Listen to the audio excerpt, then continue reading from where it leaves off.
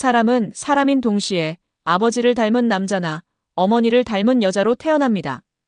이런 까닭에 사람은 사람인 자신과 남자인 자신이나 여자인 자신이라는 두 가지 자신을 함께 가진 채로 이 세상에 태어난다고 말할 수 있는데요. 그 뒤 자라면서 자신에게 조금씩 익숙해지죠.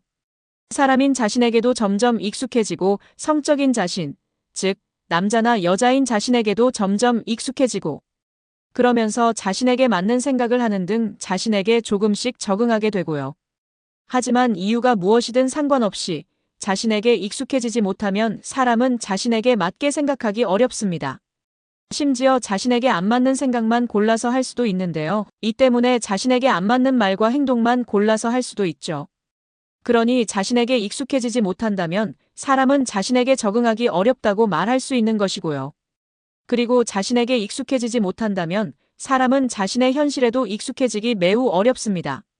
사람인 자신의 현실과 성적인 자신의 현실 모두에 도저히 익숙해질 수 없다 보니 자신의 현실에 거부감만 잔뜩 느낄 수도 있는데요. 자신에게 맞는 말과 행동을 못하는 등 자신의 현실에 적응하기 어렵다면 더욱 이렇게 되기 쉽죠. 그러다가 결국 자살하는 등 스스로 도태될 수도 있고요. 따라서 성정체성의 혼란을 겪는 우리나라의 20대가 해마다 수백 명씩 증가한다는 말은 자신뿐 아니라 자신의 현실에도 적응을 못하는 20대가 매년 수백 명씩이나 늘어난다는 말이 됩니다. 또 20대가 될 때까지도 아직 자신과 자신의 현실에 적응을 못한 사람이 해마다 그만큼씩 늘어난다는 말도 되는데요. 자신과 자신의 현실에 거부감만 잔뜩 느끼게 된 사람이 매년 그만큼씩 늘어난다는 말이 될 수도 있죠. 이뿐 아니라 자신과 자신의 현실에 적응을 못했기에 자살하는 등 스스로 도태될 위기에 놓여 있는 20대가 해마다 수백 명씩이나 증가한다는 말이 될 수도 있고요. 성전환 수술을 했거나 안 했거나 상관없이 성정체성의 혼란에 시달리는 사람 중에 자살하는 사람이 많은 이유가 바로 이것입니다. 어떻게 노력해도 자신에게 도저히 익숙해지지 않는 데다 자신의 현실에도 도저히 익숙해지지 않다 보니 결국 스스로 죽음을 선택하는 것이죠.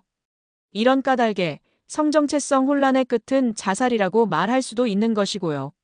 물론 그렇다고 성정체성의 혼란에 시달리는 사람은 모두 반드시 자살할 것이라고 말할 수는 없습니다. 그렇다고 해도 자신과 자신의 현실에 적응을 못한다면 사람은 스스로 도태되기 쉬운 것은 분명한데요. 오랫동안 자신과 자신의 현실에 적응을 못한다면 사람은 더욱 이렇게 되기 쉽죠. 그래서 좀 더 정확하게 성정체성의 혼란에 계속해서 시달린다면 사람은 점점 더 자살하기 쉽다고 말할 수 있는 것이고요. 그런데 사실 성정체성의 혼란에 시달리는 사람도 아주 간단한 방법으로 자신에게 금방 익숙해질 수 있습니다. 이와 함께 자신의 현실에도 금방 익숙해질 수 있는데요. 그러면서 자신과 자신의 현실에 맞게 생각하는 등 자신과 자신의 현실에도 쉽게 적응할 수 있죠. 그러니 사람이 성정체성의 혼란에 시달리는 것이 심각한 걱정거리라고 말할 수는 없고요. 하지만 아직 자신에게 익숙하지 못하다면 사람은 자신에게 익숙해지는 방법에도 적응을 못하기 쉽습니다. 특히 남자이면서도 자신은 여자라고 생각하거나 여자이면서도 자신은 남자라고 생각할 만큼 심각하게 자신에게 익숙하지 못하다면 자신에게 익숙해지는 방법에 도저히 적응을 못할 수도 있는데요. 적응하기는커녕 오히려 거부감만 잔뜩 느낄 수도 있죠. 이 때문에 자신과 자신의 현실에 적응할 수 있는 기회조차 영원히 잃어버릴 수도 있고요. 실제로 성정체성의 혼란에 시달린다는 사람 중에는 자신에게 익숙해지는 방법에 적응을 못하는 사람이 흔합니다.